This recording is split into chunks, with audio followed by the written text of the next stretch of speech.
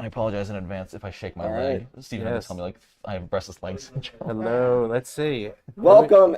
Welcome. Hello. We're maybe starting. Maybe. Yeah. We think We're we're looking. starting. That's how you know it's a roll for combat, like show, because you have to start by asking whether or not we've I started. apologize in Yes, advance if I that's how shake my Steven leg. always starts Steven his has to tell sort me of a ritual, I have like an restless leg arcane mark. syndrome. Hello, let's I'm see. Seifter. Welcome, this is Palmer, and this is Arcane Mark. But roll for combat. It's like, hello, are we on? Is this working? Yeah. Well, you know, because there's a delay, There and is. sometimes we're not on. No, yeah. Can But people? that's why you have a splash screen, so that you go live with the splash screen, and then when you're ready, That you is- change to a channel that has everybody. That is Oh, what. we're learning all Wait. about online Content content creation. creation. The problem. Wow. Yeah, without even knowing. You Online started the- content creation, I learned something. Yeah, there you go. Tell me more. The first thing you should know about online content creation is that everything that can go wrong will go Oh wrong. yeah. Yes. Definitely. Assume that it's Murphy's going to Law. break. It's going to break. Have a backup for your backups. Yep. And don't let it stop you, honestly. Yep. Like, Just laugh about it and be like, well, I guess my name is somebody. I guess I'm known at once today. Yeah. That's what it says on my name. boy, what kind of stream would mix up the names on the nameplate? Yeah, huh, I don't Steven? know. Literally all of them. Wait, are you sure he's Steven and not no? Oh, he could be Mark. Yeah, he could be Mark also. On the direction for a while, we got Luis up there, and it's like, and Ryan Costello. Oh, nope, that's, hold on, let me change your name. Yeah, All the things that go absolutely. wrong. And that's fine. It's part of it. So don't ever be worried when you're doing your content of like, oh no, if I like lean over to get a drink or go or like this breaks and I have to fix it, are they gonna be upset? It Because doesn't, people are it's fine. fine. Like No Nuts just gets up and leaves for a while Well- in the middle of the streets. I gotta Well, use he the comes- bathroom. Yes, yes. And then he comes back and Well, but you'll no notice, one you'll minds. notice specifically when live streaming, especially on a solo live stream, if there is ever dead air, Yeah. people will leave. Oh, yeah. It's a sad fact, but it's true. So if you've Yeah. ever watched my live streams, I do it for comedic effect. But if I need to get a drink, I will get up, but I won't stop talking. I'll just keep yelling at the chat from across Oh my the room, gosh. so there is no dead air as I am pouring my drink, and I will not shut up until I sit down. Because if there is even 30 seconds of silence, Yeah. you will lose a chunk. People leave even if you don't do anything wrong, especially if you're in the middle of a live stream. Just don't feel bad as you watch the numbers fluctuate, like weirdly up and then, oh, wait, it went down, and oh, we're about to end, and suddenly it went to the most that it's ever been. That happens. That always happens because more and more people start seeing that more people are watching it, and it snowballs, and you're always like right about to end at that point. I mean, I honestly don't even look at the numbers. I look at the stream rate, right? I look at like bit rate and stuff to make sure that I haven't like gone dead on the air. But other than that, I try not to look at the numbers because I would rather engage with like a guest or my co-host or chat and see what they're saying. And I just don't worry about like how many people are watching. Afterward, I can obsess over it and be like, all right, what's the graph look like? Where are we good? Yeah. But if you just have fun, like that's the energy that'll bring people to your channel and keep them there. For sure. An active chat to me is way more important than a high viewer number. Yes. Especially just because even algorithmically speaking, YouTube is more likely to push a stream where people are actively engaging with the platform via chat than 300 lurkers who aren't even engaging whatsoever. There's a lot of little things like that you learn over the years of what is more important than others, and especially in the last 5 years, YouTube specifically has gone through so many changes to their algorithm, what works, what doesn't work, and it's a lot. It's a job. It's challenging. The algorithm is tough, like especially when you want to be trying to put out like uplifting positive content because the algorithm craves conflict and It craves drama. Yeah. it craves drama. People always want to see like someone who is conflicting going against things. If anyone watched our stream last night of the adventure, for example, Steven decided that since we were going to do an adventure where everyone was having a party, he was going to play someone who hated parties and did not want to go along because that added in some conflict of a character who was kind of doing the opposite of what everyone else wanted to do. Well, even beyond the intrigue of conflict, conflict on the internet leads to more engagement, whether it's disliking a video or leaving a 5-paragraph long comment about how I got a feat wrong in the champion guide. How could you get a dare feat you. wrong in the champion guide? But yeah, The whole point of a guide is to be the expert, and you got it wrong. but to a robotic algorithm, there is no such thing as negative or positive engagement. There is just engagement. Yeah. That's what leads to a lot of these drama channels doing so well. Yeah. You won't believe what they let the alchemists do. The answer is throw bombs. Yeah, it's not actually that. It's 5 secrets that no one wants you to know about Pathfinder 2nd Edition. So real quick. So Oh, hey, Steven. I know. I mean, you don't even know I'm here. That's okay. I don't mind. So each of us have different areas of expertise. So I'm from Roll for Combat, and although I've done general podcasting, mostly been doing actual plays for the last 5 years, and more of a podcast form as opposed to live. And I can tell you why I do that. In fact, there's a science behind why I don't do live streams. I can get into that. Mark has a little bit of experience with working with Paizo, working with me, and now we do a live show, which is a weekly show on Roll for Combat on YouTube, where we basically talk to guests. No, Nat's been a guest many times, and we take a topic and then answer questions. So it's almost like an online talk show for role playing, which there's not, I don't think, really any like that. That's why we kind of did it. I think it's the only one of that nature. And then No Nat, you do a little bit of everything. A little bit, yeah. Definitely a focus. I guess edutainment is sort of my current style when it comes to Pathfinder. Different days or different months, I'll expand more in the entertainment or education side of things. But overall, I just try to keep it engaging. And Vanessa, you have so much weird experience. Just tell me all your weirdness. Hi, I'm Loki. Vanessa Hoskins. You And- may recognize me from such streams as Roll for Combat's 3-Ring Adventure, Roll for Combat's Malevolence, which isn't out yet. Yeah. Roll for Combat's, what would you, Follow Plaguestone. Right. Or No Direction, where I am one of the co-hosts of the No Direction show and producer of that show, and also an actor on No Direction's Adventurous, one of their actual plays. So a little bit of everything. A little bit of everything, all over the place. And Steven, you missed that I am on Arcane Mark, Oh, which is I'm so sorry. a live stream that's been going on for years and has Years. hundreds of episodes. Years. Wait, what's Arcane Mark? I'm just kidding. Oh, I forgot. I'm sorry.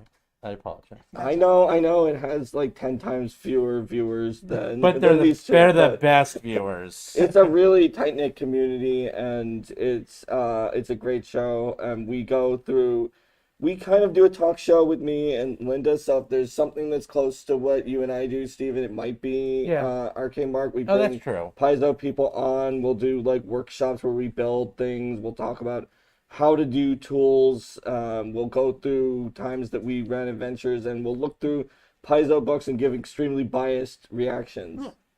And No Direction's the Pathfinder news, reviews, and interviews podcast. So we also do a talk showy sort of format, but generally more with like industry folks and not necessarily other platforms, which is where I think that your show, Steven, is more unique, bringing on No Nuts and other streamers and YouTubers and things to Yeah. chat about it. So And we talk about, like, I'd say more serious topics.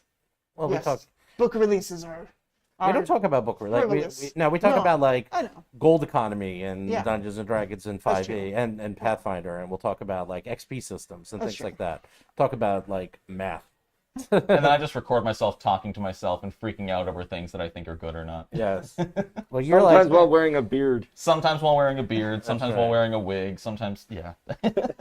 Wait, So- what? so. This is Did I not this, see these episodes? Sometimes it's a film noir sketch, you know. Oh, he does weird stuff.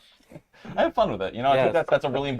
I think that it might be the most important place to start with whatever kind of online content creation you're doing. Is you need to enjoy what you're doing. Yeah. I will say one of the biggest mistakes people make trying to get into online content of any genre is trying to make it big, make millions of dollars, and just be the next big star in a month. It's not going to happen.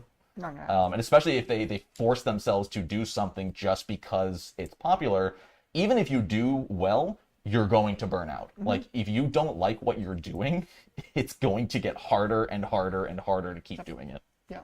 Yeah, like you should, even if you're like, well, I figured out the algorithm, it wants me to do this thing that I hate, but I can do it. I bet I can get it to give me the most number of hits. Even if you're right, it's going to be terrible. Oh, yeah. It's gonna feel Because like a job, yeah, Yeah. instead of like fun. And online content creation can be a job. Like there's a lot of job parts to it. But when you're having fun is when you're gonna be at your best. Absolutely, yeah. And yeah, there's tons of videos I could still make or could have made talking about negative aspects of the space or conflict between so-and-so and this. And they would do well. But just even the few videos I've made in that area, they're mentally taxing. Let me tell you, Yeah. just watching people fight in the comments Oof. it puts a lot of pressure. Yeah. Like we've been going for a while on Arcane Mark, and we make like maybe in donations $2 an hour, roughly. It's obviously comes in spurts and then dry periods, but it's not the way to make a lot of money. It's the way to do something that you enjoy and you're passionate about, and to meet people and build a community, and to get out there a little bit. So this actually is questions and answers. I mean, we'll talk about Yes. subjects, Yes. but if anyone on the YouTube channel wants to ask any questions, because I'm watching it right now, and then we have a live live studio audience. audience. Um, Look at that. You guys can ask questions too, specifically, Yeah. especially if you have very specific questions. Like, hyper-specific no questions net. are great. Hi. Do you wear pants in your podcast when you're doing your jeez. show? Usually. Usually, okay. Because he has to get up and get a drink, so Well, you no, gotta I see- think Steven's talking about our recordings where you never see my lower half. Oh, That's those. I think Oh. there might be one video out there where I had just woken up in the morning and I had like boxers on. But like Now you have to watch his entire You'll never be able backlog to to figure it out. So I'm gonna go ahead and just give advice. Always wear pants. Yeah. Because you never know. You never know if the camera's gonna dip down and then. You never know. so that's the glory of pre-recorded content. That's true. No Direction was doing interviews at PaizoCon last year, and we were doing like these little filler interviews before the different panels. It was really fun. We got to talk to a lot of people, and I remember like the cat was making noise in the other room or something, and I got up to close the door, and then I came back and sat down. And when I came back and sat down, I could see myself sit down on the camera, and it was then that I realized that I was not wearing appropriate attire. Luckily, we weren't live. It was just Ryan Costello, my co-host, and Ron Lundeen, who was waiting to be interviewed.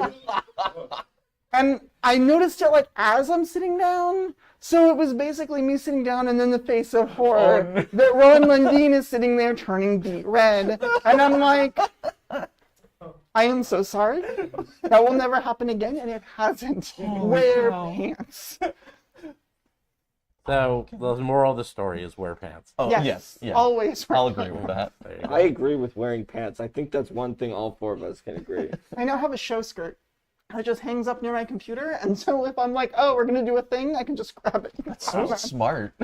COVID has made a lot of really weird habits in our house. I heard really weird hobbits, even though No, I know hobbits. that I know you. Frodo, meant hobbits. Sam. It's just your house is full of So- hobbits now. So I know why I did my stuff, and Vanessa got thrust into it. Mark did it because he loves it. Why did you get into it, Nona? Because like of all of us, like, you are the youngest, and you are doing the most creative, I'll say, content because you know, we're doing a little bit more newsy content, the three of us, but you're Yeah. doing much more creative. So what was your impetus? Do you want the long story, the medium story, or the short story? Start Roll short and roll we'll a go from there. D3. The short story is I've been trying to make content creation work since I was 16. I've been an actor my entire life, ever since I was like 13, maybe even younger. And between trying to do Let's Plays on YouTube, streaming on Twitch, streaming on a different platform, and all these like 5 or 6 other failed channels, this is the one that finally stuck. And if you look at my early catalog, you'll see that it's not funny. Nothing I do is like creative, as you put it. It's me going, howdy, this is Nonat Ones, and I'm here to tell you how to play an alchemist today. Here's how you roll it. And slowly, that's how I sort of built my base. And thankfully, 8 years of failures teach you when you can and can't go outside the box. And so I started to slowly integrate, you know, comedy skits, more fun takes, a more relaxed style. And luckily it worked out. So it's a slow change. You can never really 180 on your own content, because then your core audience won't watch, and the algorithm will say, well, if your core audience isn't watching, why would we show this to other people? Yeah. So the best example I can give right now of my own personal slow curve is I've started doing my D&D versus Pathfinder series. I've tried in the past to make videos about just D&D, but because Pathfinder was not a topic, Right. my core audience didn't watch, and so the algorithm thought nobody wanted to watch. But now that D&D and Pathfinder are both in the same video, the core audience watches. It reaches some of that D&D audience. And just recently I did another just D&D video, which was my video about magic item prices. And even though that didn't have anything to do with Pathfinder, it still performed well. Okay, yeah. So it's really... I've gone way off topic with this sentence. But that's sort of the That's direction. how you got where you're at. Exactly, You're yeah. saying that you have to, like, extend tendrils out to reach somewhere. You can't just kind of teleport to it. Yeah, and it's like a car. It's got momentum. If you just try to whip it in the turn, you're going to flip your car over. You have to sort of go slowly into the bend. Yeah, oh, metaphor. Metaphors, my strong. So Knights of Last Call just said for $5, hey everybody, enjoying the con? That is Yes. a question. That's Derek. That is technically a True. question. Yes, like all conventions, they are both amazingly fun and very exhausting. You expend a lot of energy all the time because you're just talking to new people and constantly engaging, and it can be tiring, but you know. Yeah. That's what caffeine is for. Yeah. Cheers. Yeah, about the same here. This is my first PaizoCon. It's been a lot of fun getting to meet a lot of people in person. Though getting over the socially awkward wall of, I should know you, but I don't, because I only know your profile picture and username. Like, I was in conversation with James Case for like 15 minutes before I even realized who he was. Yeah, I think that's what cons are like, is exciting but also exhausting. This PaizoCon is pretty small compared to before, which for me, that's kind of perfect right now because I haven't gone out and done something like this since the pandemic started. So it's good to help ramp me up and get me ready in case I'm going to go to other cons later on. Ramp you up. Yeah. I don't know. Gen Con. It's going to be fun. Gen Con's going to be great. Yeah. Oh, Gen Con is a whole beast. I hope the case rates don't rise so that I can go. Case rate will be fun. Yeah, Gen Con's fine. It's a lot more expanded than you think. Yeah, but that's the thing. So PaizoCon is a very like intimate little con, right? And, like you'll see a lot of the same faces. You'll get more FaceTime with Paizo employees and things. They're not necessarily as busy as they're at Gen Con. Gen Con is the spawn of Rovagug. It is this massive unknowable thing. There's just so much happening and so many people. It can be very overwhelming. And so I feel like with Gen Con, you kind of want to take a slice of it at a time and say, well, today I'm just walking the booth, and today I'm just doing this part. And then it's a little bit more manageable. Yeah, last year was my whole friend group's first Gen Con, and we made the mistake of being like, yeah, we can sign up for like 4 events a day. Easy. No. No, that is an easy way to say like, okay, this event was fun. Now sprint across the con. Where are we going? How do we get there? We're 5 minutes late the whole day. And you went to the tiny one. Yeah, the limited one. Last year was really small. Yeah, so this year we're like 1 event per day, maybe 1 in the morning, 1 in the evening. The rest of the time is just chilling. One of the things to keep in mind in terms of online content creation at conventions is bringing the right equipment. You don't always have a nice quiet room you can retreat to for a quick interview. Sometimes it's very noisy. At Gen Con, it's very, very noisy. And even in the quiet rooms, it is still noisy. Yep. So you want to bring equipment that isn't quite as sensitive and going to pick up every little sound. You want things that are only going to pick up sound right near you, so that way there might be a little bit of background noise, and that's kind of fun. It feels like a live interview. But you just test your equipment, make sure that you know what you've got before you get there, and plan for those contingencies. Lav mics like these are actually really good for that typically, and you can get them for like $50 online, like a decent one that can just hook up with like a lightning cable or whatever. Yeah, and you just kind of clip it on your person you're interviewing, and then hold it up to each other. Yeah, get it started. And Helen wanted to know, how big is PaizoCon usually? It's like 1,000 or so. Yeah, I'd say probably. Whereas this year it was capped at 500, but then it took a while for some of the tickets to be released that previous holders had. So it's not gonna be all 500. Yeah, this is definitely very small. So for online content creation, if you are new and you say, you know what, I want to create content, what should I do? Do it. Just do it. It sounds simple, but just do it. Wow. Like it's like a Nike commercial. Basically, yeah. Wow, swoosh. Do not try to get a perfect overlay. Do not try to get even like the perfect video and audio quality. You don't, like, if you got the $1,000 to spend, sure. But like I've had friends who have wanted to break into the space, and they're like, yeah, I'm gonna get started. I'm like, cool. And like 9 months later, I'll ask them, did you ever get around to it? And they're like, no, I'm still working. I want to make sure my stream overlay is still right. I want to make sure that, just do it. Like, you have a phone. Phones have really good cameras nowadays, and the microphones aren't even terrible. So, yeah, they're not perfect, but, you know, if you're in a small, quiet room, just do it. Yeah, that is always the biggest piece of advice I give. The more you wait and the more you think about it, the more you're going to psych yourself out. Yeah.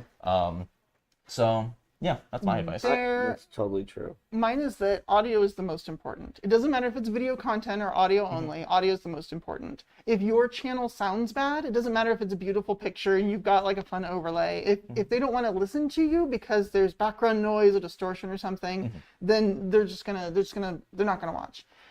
So when you're looking at like, well, what do I buy? Do I get a green screen? Do I get this? Invest in a microphone first. And then worry about things like camera and green screens and backgrounds and stuff.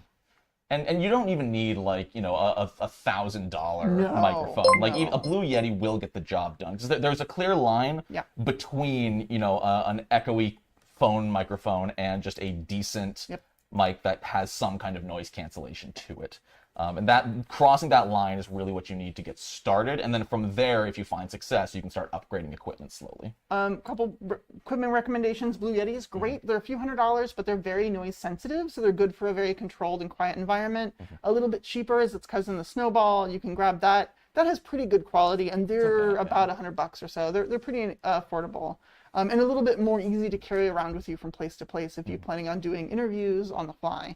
If you're going to be like in a noisy environment or really just want to restrict background noise, the mod mic we use on Roll for Combat works pretty well. It gives a very even flat sound, which almost makes it sound like you're a sports ball announcer or something. But then the positive of that is you also don't get a lot of background noise. So if you're wearing like a mod mic at a busy convention, you'll get some murmur in the background, but you'll mostly get your voice. So yeah, I mean, I do mod mic. So I do a different, a lot of people will use professional mics like these guys, but I'm in a noisy environment and we do, you know, live plays, and everyone has different environments. Like I have dogs, someone else has dogs, someone else has kids, someone else like lives in the city and there's ambulances going by. So, you know, you can't use Blue Yeti. You actually can't use industrial quality because they assume you're in a pretty noise-free environment or pretty close to it. And the one I got, as I said, it's not perfect. It's a little flat. It's not as rich, but it is designed for like broadcasting and doing announcing in the middle of the Super Bowl. So it will only pick up voices near your face. And that's why we use that, because it works very well in our environment. And that's something to keep in mind, is like, get what works for your environment. Because I actually got a Blue Yeti and I returned it because it's like it picked up everything, and I'm like, I'm not in a good environment. It's just I'm in a bad room for that, and so I just use my mod mic for everything. These also are good. Lab mics are very, very good for stuff like that. And for getting started, I would say get started, but have an idea. This is what I tell people who always want to get started with podcasts. They're like, oh, I want to do a podcast. I'm like, oh, that's great. What are you doing for your 10th episode? They're like, what?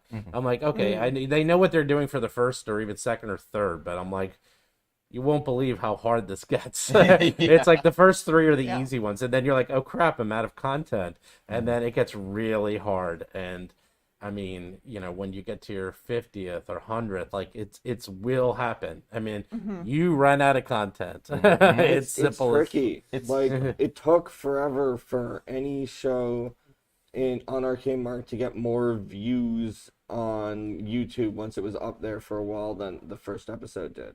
Because I knew that nobody could adjudicate Simulacrum in Pathfinder First Edition because the spell did not tell you any of what you needed to know. And so I knew that was a niche that like I wanted to explore. I even had done some research in case we could put a blog on paizo.com to explain it, but we never were able to. So I was like, I'll just make a stream about it. Expanding on that, actually, the word niche is I think incredibly important. In that, sure, yeah, if you do want to do something, just do it. You know, if you want to start a gaming channel, the best thing you can do is just do it. If you do want to put that little bit of extra thought into it, especially going forward with like a structure like Steven was talking about, filling a niche is probably the most reliable way to build a following. If you can do something that nobody has done before, then you can instantly become the #1 source for that content. The way I managed to worm my way in was, Pathfinder 2, we had only been around for about 6 months. And the first thing I saw was there was not a structured, here is how to build a character video on YouTube. There were some videos of people who were just like one take talking about it, but there was no like, here, I'll zoom in on the different pieces. So I made that, I posted it to the subreddit, and I got super lucky. It got like 1,000 views in 24 hours, which for a brand new, fresh channel, that's a godsend. And then after that, I'm like, okay, like Steven said, from here, where do I go? Oh, there's no in-depth like guides for how each class works. Let's do that. After I finish the basics for those, I'm like, okay, there's no 45-minute deep dives into all the details for this class. Let's do that. And so typically when I'm about halfway through a series, that's when I start thinking, okay, what series do I start once this one is done? That way, what happens, like Steven said, you don't finish the series and go, cool, uh-oh. Yeah. So we have some questions. One is a weird one. So you wanted to say something? No, I think great. Christine Basdell asks, is there any future possibility purchasing time slot for virtual games like DM for hire situation? My husband Jason's a big, huge fan. With me, Steven. Sorry, guys. Yeah, maybe. Actually, we were thinking of doing that on the Patreon because I don't have a ton of time. But it's not that great, right, Vanessa? You play with me. I mean, it's not that fancy. Steven is an interesting GM. He definitely plays up the killer GM persona, but then if you really pay attention, you see times where you're like, oh, I'm dead next round, and the monster's about to go. And the monster's like, I'm going to use this useless skill. I'm going to walk over here for reasons. And you're like, wait a second. So he's fun. I play one on TV, but it makes because you want conflict and drama, and I actually am toning it down a little. I'm actually not that killer GM. I'm trying to tone it down because I got I'm criticism. I'm doing a little too much, and I root for the monsters too much. So I'm toning that down a little bit. I just try to make it challenging. As long as Vanessa drops and we have the Alhara yo-yo, the Alhara yo-yo. I'm happy. Well, me and Vanessa were actually just talking about this like 2 days ago, where as a GM, you don't necessarily want to kill the players, but you want to paint the most threatening. I hope you don't want to kill the players. Player characters. Hey, Mark, you want to play a game? You always No. do that. You always do that. I actually do want to kill the players. I'm gonna kill you, Mark. See, that's the persona. But yeah, you even if because I've said it before, killing characters is so easy. You are playing God. If you want all 15 goblins to surround and attack the same character 12 times in one round. Yeah, you had 5 resistance. Yeah, but you were fine. You were out. 5 They bounced. to their Yeah, but it damage. made it memorable. You're gonna be like, haha, I'm invincible. That's right. That is exactly what I do. Is I'll surround the person who I know, but the NPCs don't know is fine because it adds tension. And it did. Like you can watch that recording from last night where I'm like, really? Okay, I'm dead. And the threat was there, but I'm actually gonna talk real quick. One thing that we've been talking about on Roll for Combat, and I've even talking to other podcasts about this, is there's a difference between playing your game and a show. Yes. Absolutely. And Roll for Combat is a show. It's a game, but it's a show. Like, we definitely try to get the rules right, as you know. We're very careful with the rules. We like to play raw.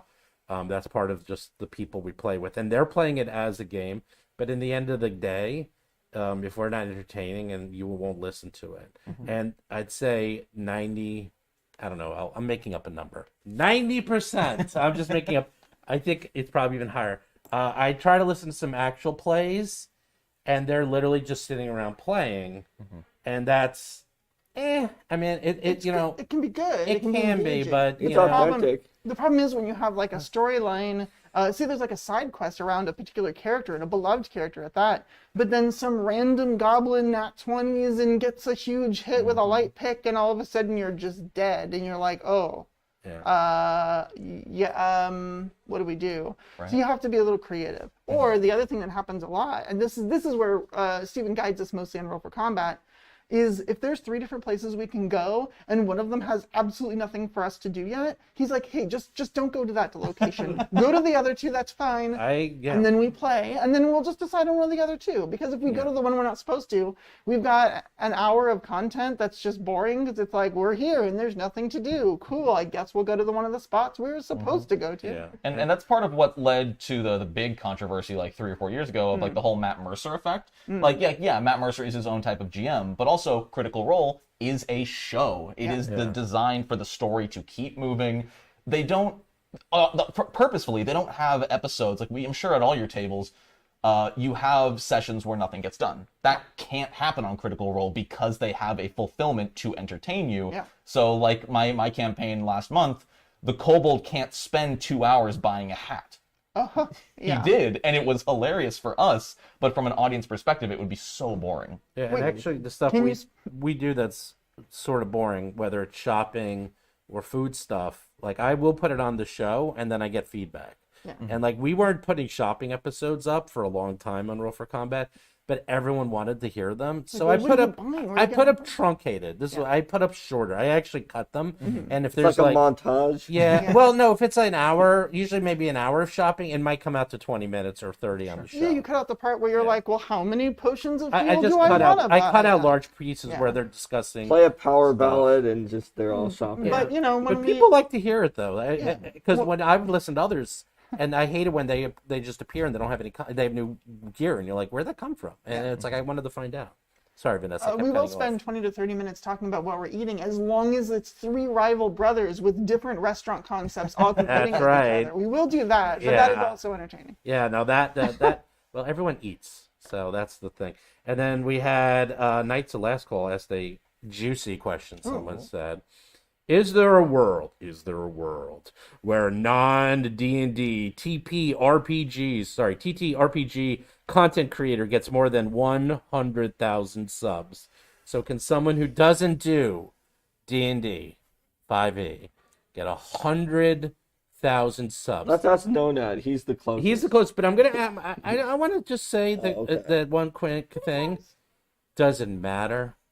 Who cares? Quite frankly, it matters to Derek. It matters to Derek. Haven't you ever talked to him on the show? True. We have talked to Derek, but you know why? Because there's heavy users, and then so I'm from I have an ad background, and we categorize different users. And if you like a perfect example, if you're going to advertise on Star Trek, you're going to get very different types of users than advertising on the Today Show. Yeah. You know, so. You might only have 10,000 viewers, but if those 10,000 viewers are super hardcore and like your core audience, they're better than 100,000 viewers. People that subscribe and sometimes watch and whatever, they hit the button. Right. It is possible. Like Glass Cannon is doing those numbers. Yeah. It's not common, but it's also, like you were saying, not needed. It's a lot of the time doing this sort of thing, it's better to have a good core audience, to have fun. It will help grow your show better. Because even folks like Glass Cannon still have to, like you were saying, branch out and expand their brand. I will say that if you, for example, if you make a channel just about covering the 7th C TTRPG, like if you do something like in my style where you just go over each class, how different mechanics works, I'm going to pessimistically say no, you will not hit 100,000 subscribers. Probably because if you look at 7th C as a whole, the player base is probably less than 250,000, and you would need over half of the player base to watch your content. Right. Now, what you can do is if you can make a channel covering 7th C, but make it universally enjoyable, even if you know nothing about the game, that's where you can start to expand past the 7th C player base. If your content is universally enjoyable, yes, you can talk about any topic in the world and crush those metrics. Especially if you can get people who aren't even in the TTRPG audience. I think a great example of that would be XP to level 3. I guarantee there are people who don't play D&D or anything who just love his content because they find it funny. They like his personality and they enjoy the skits, even if they don't get the mechanical jokes. Yeah, and if you did an animated Pathfinder show, like those shows, oh yeah, they get 100 to 500,000, and That doesn't matter, the system, because they're telling these goofy, fun stories. Oh yeah, And- Dingo Doodles is a huge example. Right, of that. exactly. So, of our topics, which is hardcore, like looking at role playing, at least what we do, it's like we're looking at role playing mechanics and like how role playing is set up and designed, and methodologies behind role playing. Yeah, I'll probably never get 100,000. It just that's just the topic.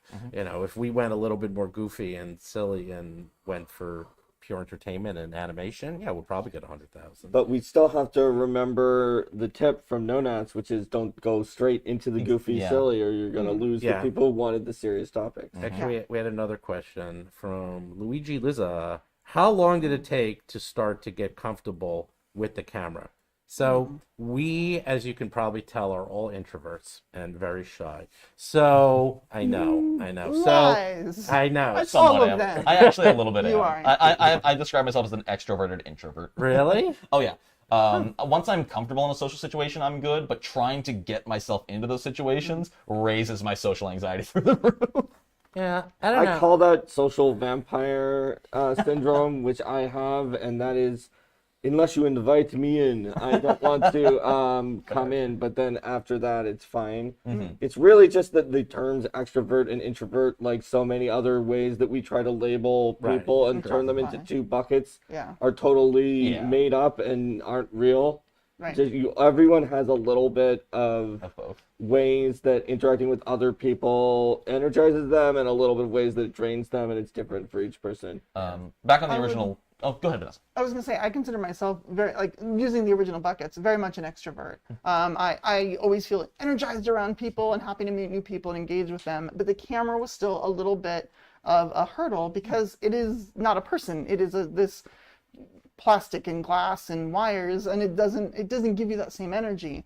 And part of the things that can help is, one, having a co-host who you can talk to, because even if you are not being able to directly engage with an audience, you can chat with them about the subject, and that can help keep your energy up. And they also can save you when all of a sudden you stall out and you're like, the next topic, and then they'll just come in and Yeah, but you do know that's tough because you're by yourself a lot. I am, but I'm also very used to that. Like I said, I've been. That sounds so sad. I'm so used to being alone. I just have me and my doggy. Now we know why he drinks so much. I know. But so like I said, I've been acting from a young age, so I've learned how to speak. Especially, a lot of the shows I've been in, I've had monologues. So not only have I learned how to entertain myself alone, but I've also learned how to perform solo, how to deliver a performance without anyone else to bounce off of. Now, obviously, that's a lot easier in pre-recorded content, because if I stall out, I can cut that out. Nice. But back when I did live streaming, I had a small following, and I learned a lot. And people would always ask me, for advice doing live streaming, especially starting out. And if you're live streaming solo, you can't stall out. Like whether you're doing video games, whether you're just chatting on Twitch or whatever, if you stall out, like I said, if there's 30 seconds of dead air, people are going to leave. So you need to learn to bounce off yourself. Now, what's nice about live streaming is you can also bounce off your chat. Yes. But when you're starting, especially like your first stream, there is no chat. You are by yourself. And what I'll always tell people is even if you're playing a game, if you've been streaming for an hour with no chat and you're like, well, no one's here, I might as well just not do anything. And then someone joins and they see you like slump down playing a video game saying nothing, they're not going to stick around. They don't care. So you need to pretend you are talking to someone, even if there is nobody there. And that is hard. It takes a lot of practice. You need to get used to rambling. And, you can pause, you can take a drink or whatever. But I'm laughing because I ramble to myself all the time. Oh, absolutely. What comes with that practice Yes. is it bleeds into your day life. Uh-huh. If I'm playing a video game, even if I'm editing a video, like I'll just be silently sitting there cutting, and I'll be like, that take was awful. Why did I do this? And I'll be giving my own commentary on the video I am editing while I'm home alone and my dog thinks I'm crazy. But yeah, you just learn how to keep rambling, and it takes forethought. But while I'm halfway through a sentence or a thought structure of some kind, I'm already thinking, what do I talk about next, and how do I end this thought with a springboard into the next one? Which reminds me of a story of this time. Goodness. There you go. But that's like just an example of springing into something else, which can lead into something else. And that's the story of how I talked for 5 minutes straight on this panel. You sure did. So We have another question. Ninja Slayer. Oh. When making content, how do you give your full attention to the task at hand, like GMing or interviewing, etc., whilst also managing the complex technical setup and background tasks that recording entails? Wow. Yeah, no, it's a challenge. It sucks. It's usually better if you have multiple people, and so one person can be like the tech impresario, while you can see here. if you have someone else who is the like as Nonat says, they're gonna fill the dead air and bounce things off and be the one who is sort of more in the lead for the talking part, whereas everyone still participates. It works out pretty well. But if you're alone, it's really hard. Yeah. One of the things I was going to say is you can set yourself up for success in those situations. Have a good outline that is easy to read and somewhere on your screens. Having multiple screens is nice because you can have one screen dedicated to one thing, another screen dedicated to another. I usually set up my screens where all the windows are overlaid in such a way that I can see the bit rate. I could see followers if I was paying attention to that number, but I forced myself not to. You can see how long you've been streaming. You can see chat. You can see the software you're using to stream all in one place. And then off to the side, I have an outline. So I can just refer to it. If I start to get hung up and be like, what was I going to talk about multiple attack penalty? Oh, that's right. We're going to talk about agile weapons. Okay. And then I can just refer to it really quick without throwing off the stream too much. Yeah, I mean, I don't even know where to start. I mean, I'm technically inclined, and I've been doing this professionally for 30 years. So, and I used to do, before even this, I started out doing presentations for Fortune 500s and advertising agencies. So I have a background in this. So for me, it wasn't too bad. But I will say, doing a live stream while recording on a VTT and GMing is about as multitasking intensive as there is. Yeah. It's incredibly hard to do that. Yes. And GMing alone is hard, and then like doing this and GMing and watching things, and that's why, to bring back why I don't live stream. That's why, because we actually have a lot of dead air, and we have a lot of not a lot, but we'll have technical issues. We have things go wrong, and that's why I do a podcast, because we might record 3 hours of a podcast and it might only turn into 2 hours or an hour and a half of an actual episode.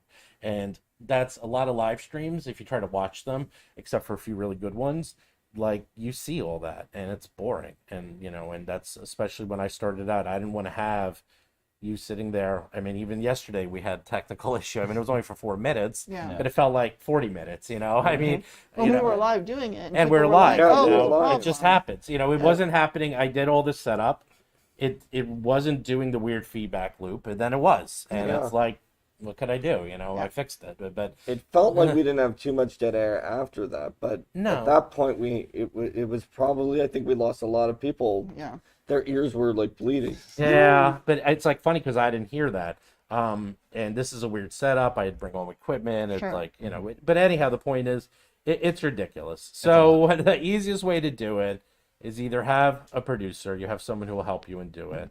Luckily, there's things like OBS. I mean, there's so many tools out. I mean, I'm not bragging, but when we started out, like, I literally had to go to like, it was like some of the professional audio stores that would literally solder your equipment together, because you would buy a mic and you didn't know if you wanted an XLR output or like different types of outputs. So they would literally have it with nothing. Like, you'd buy a mic and it literally has wires. And you're like, what do I do with this? It's like, well, you bring it to your audio place and they solder the right connector onto it. I'm like, what? Like that's what it used to be like. Now you go to Amazon and you can buy a kit that gives you everything you need to start up. It's way converters, easier. like XLR to USB or whatever. There's everything. It's Quick really, sidebar, really beware easy. the converters. They can really. If you can avoid don't do those, converters. great. If you have to use a converter, buy a really well-rated one, and it's less likely to introduce additional noise and problems. And also remember that when you convert to a different output, that also is a limitation. A USB does not give the same level of quality or whatever technical mumbo jumbo of an XLR. So even if you convert it to USB, it's going to limit the quality because XLR is just a higher quality output. Yeah, and if you're going to do a live stream of a actual play, I would just set it up. I would practice. I would do a couple of demo versions, record it in OBS, see how it goes. I would even like broadcast to a private YouTube channel so that you could watch it afterwards to see how it sounds. I mean, it's incredibly tough. I tell you right now. But you do that? You do some of it. You do some live streaming like that for VTT. So like for adventures, for example, we will record individual tracks, so everyone has their own audio track that are all synced always later. Do individual tracks. And we'll do live, but we don't use the live recording for our podcast. That is simply just to have audience engagement. It helps us sort of keep high energy and on track. But that is like a byproduct when we're making this podcast. We don't have to do it live, and we've done some that weren't. Right now, Adventurous is going through a Pathfinder Society scenario, and we record that offline and then are releasing it. And that's a good thing to do, especially if you have a new group, a new GM, a new piece of equipment, something that changed up your formula. Do some offline stuff first, make sure it works. If it does, great, you can release it. If it doesn't, that's for your patrons, where you can you can listen to this. It's not like public quality, but here's the thing we played. And if it's absolutely terrible, well, then at least you know, hey, something broke, and what do we need to fix? Yeah. So we got another question for Steven. Hey. But I'll let everyone answer. No, thank you. Question. You're welcome. That might be helpful. What kind of SEO essentials and tips would you give a new content creator? Ooh, SEO. Search engine optimization. For YouTube, it's all about the thumbnail. Fun fact, on YouTube, your title barely matters anymore. Really? Yep. I believe the statistic, again, pretty much a random number, but close to 80 to 90% of people do not read the title of a video they click on. Because remember, you're also competing with like 40 other thumbnails on the screen at any time in a recommended page. So you need a bright color, you need something to be catchy, it needs to be legible, you need to be aware of where the timestamp marker shows up so you don't put anything under that. That's a big rookie mistake I see, especially, I've done it in the past. You'll never put text in the bottom right corner of a thumbnail because that's where the length of the video shows up and it will overlap the text. The text needs to be big enough. Another big mistake I'll see is people will try to put like a full sentence or two in a thumbnail, but remember, most people are looking at 12 thumbnails on this, and if the text is this small, no one's going to be able to see it.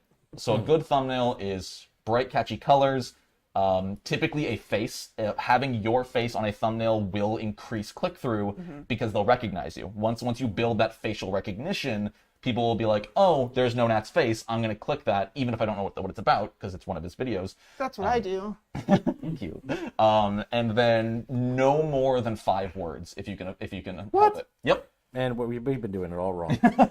Well, so what you do works, it's still a bit much, but your thumbnail is the title, effectively. Yeah, I know what you're saying, because there's two ways. There's the awesome, and then your face, or right.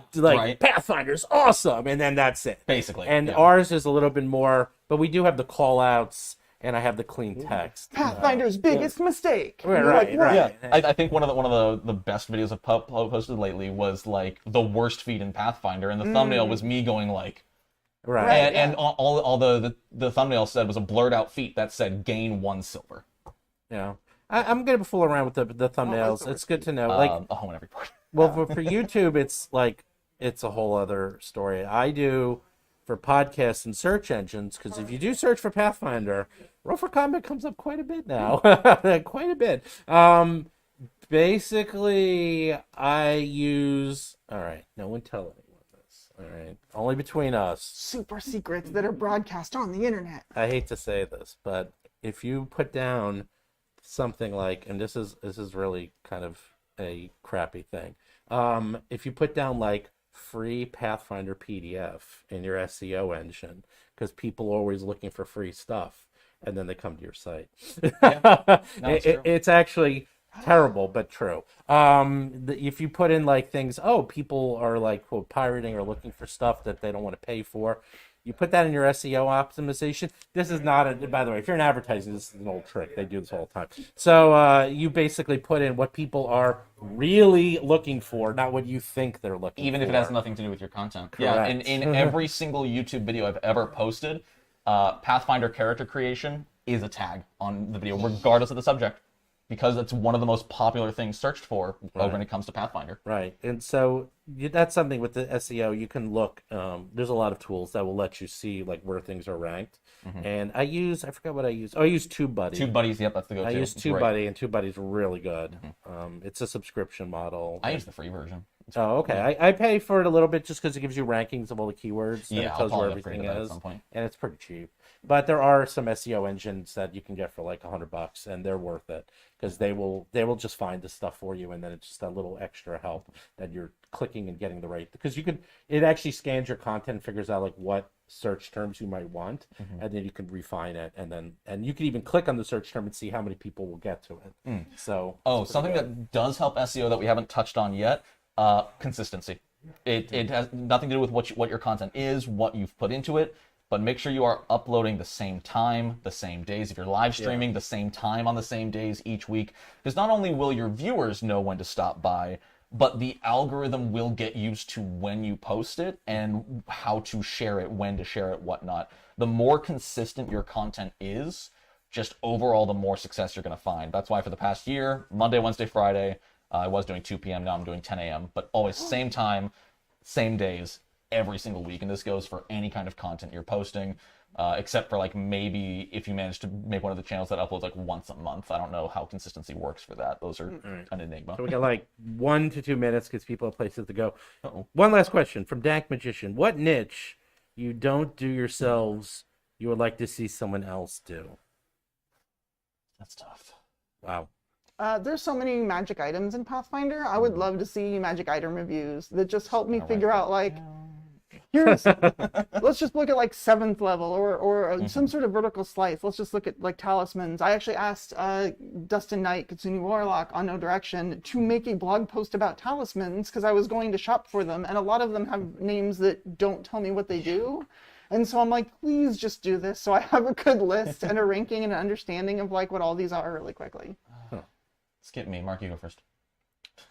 My brain's I can't think of any that I'm looking for. I know. I'm not actually the typical consumer for this same content. I put out content, but I don't watch a lot of it. You know what I want to see? I want to see more comedy skits in the Pathfinder sphere.